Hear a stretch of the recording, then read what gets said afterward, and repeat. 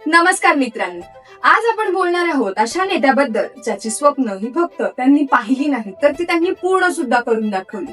आणि ते आहेत आसामचे मुख्यमंत्री हिमंता बिस्वा शर्मा. ही गोष्ट आहे आजपासून जवळपास 35 वर्षांपूर्वीची. तेव्हा हिमंता फक्त 22 वर्षांचे होते. कॉटन कॉलेजमध्ये शिक्षण घेत होते. त्यांच्या भविष्यातील पत्नी रिंकी त्यावेळी फक्त 17 वर्षाची. एकदा रिंकींनी त्यांना विचारले, माझ्या आईला तुमच्याबद्दल काय सांगतो? आणि हिमंतांनी क्षणातच विलंब न करता उत्तर दिले, तिला सांग, मी एक दिवस आसामचा मुख्यमंत्री होणार आहे. मित्रांनो, त्या वयात एवढं मोठं स्वप्न पाहणं आणि ते आत्मविश्वासानं सांगणं ही मोठी गोष्ट आहे, साधी गोष्ट नव्हती. त्यांनी आपल्या आई वडिलांनाही स्पष्टपणे सांगितलं होतं की मी होणार तर मुख्यमंत्रीच होणार. आज ही गोष्ट ऐकून अनेकांना आश्चर्य वाटतं, पण हिमंतासाठी ती गोष्ट फक्त साधी नव्हती. ते होतं आत्मविश्वासाचं, महत्वाकांक्षेचं आणि अटळ इच्छाशक्तीचं प्रतीक. आता त्यांच्या राजकीय प्रवासाकडे वळूया. हिमंता बिस्वा शर्मा यांनी आपल्या राजकीय कारकिर्दीची सुरुवात काँग्रेसमधून केली. 1996 मध्ये त्यांनी आपली पहिली निवडणूक लढवली, पण ते हरले. पण त्यांनी तिथे हार मानली नाही. 2001 मध्ये पहिल्यांदा आमदार झाले. त्यानंतर त्यांनी तरुण गोगाई यांच्या सरकारमध्ये आरोग्य आणि शिक्षण मंत्री म्हणून काम केले. या काळात त्यांनी 108 अँब्युलन्स सेवा सुरू केली, हजारो नोकऱ्या निर्माण केल्या आणि अनेक विकास कामे केली. पण जसे जसे ते मोठे होत गेले तसे तसे त्यांना एक गोष्ट स्पष्टपणे जाणवू लागली, काँग्रेसमध्ये त्यांना मुख्यमंत्री होण्याची संधी मिळणार नाही. पक्ष हळूहळू कुटुंबवादी राजकारणाकडे वळत होता. गौरव गोगाई यांना पुढे आणलं जात होतं. त्याच्यातच राहुल गांधी यांचं मतही हिमंता यांच्या विरोधात होत होतं. आणि मग 2015 मध्ये हिमंता शर्मांनी एक मोठा आणि धाडसी निर्णय घेतला, काँग्रेस सोडण्याचा आणि भाजपामध्ये प्रवेश केला.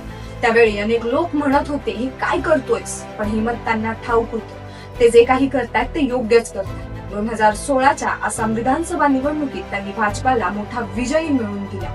पक्ष फक्त 26 जागांवरून थेट 60 जागांवर पोहोचला आणि त्यांची 360 डिग्री राजकारण करण्याची शैली आणि राजनीती जबरदस्त ठरली.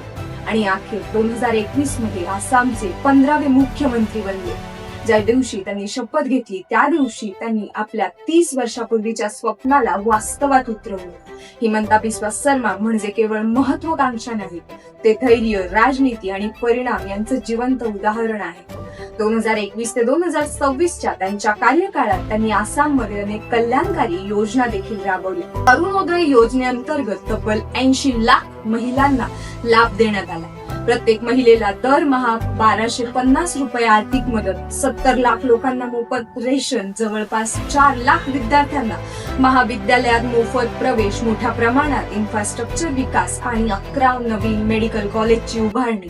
त्यांनी स्वतःची ओळख देशातील एक कट्टर हिंदुत्ववादी मुख्यमंत्री म्हणून निर्माण केली.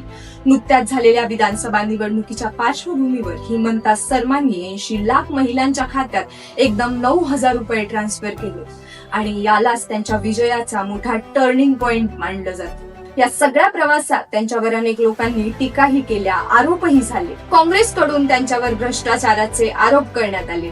त्यांच्या पत्नीकडे 3 देशांचे पासपोर्ट असल्याचा दावा केला जातोय. या सर्व वादानंतर आज आसामच्या जनतेने त्यांना पुन्हा एकदा निवडून दिलं. आसाममध्ये सलग 3ऱ्यांदा भाजपाचा विजय झालाय आणि हिमंता बिस्वा शर्मा पुन्हा एकदा मुख्यमंत्री होणार यात शंकाच नाहीये. त्यांना आमच्याकडून खूप खूप शुभेच्छा. तुम्हाला हा व्हिडिओ आवडला असेल तर लाईक, शेअर आणि कमेंट करायला विसरू नका. आणि अशाच माहितीपूर्ण व्हिडिओसाठी आमच्या चॅनलला सबस्क्राईब करा.